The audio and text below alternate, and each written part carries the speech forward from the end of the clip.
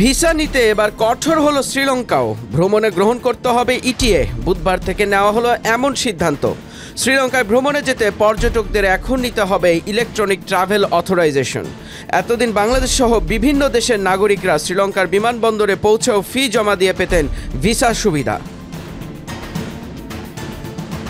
ETE বাধ্যতামূলক করার তথ্যটি জানিয়েছে ঢাকায় অবস্থিত শ্রীলঙ্কার হাই কমিশন। এতে বলা হয়, বাংলাদেশ সহ অনেক দেশের জন্য এই নিয়ম প্রযোজ্য হবে।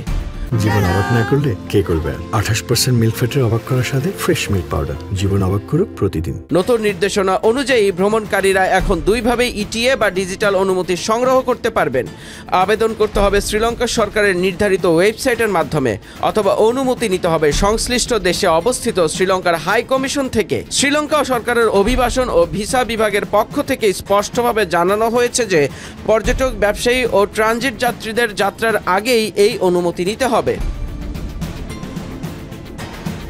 ইটিএ বৈধ হয় সাধারণত 30 দিনের জন্য। এটি ব্যবহার করা যায় পর্যটন বা ব্যবসায়িক উদ্দেশ্যে। অনলাইনে ইটিএ ছাড়াও সংশ্লিষ্ট দেশে অবস্থিত শ্রীলঙ্কার হাই কমিশনে গিয়ে সরাসরি ভিসার আবেদন জমা দেওয়া যাবে।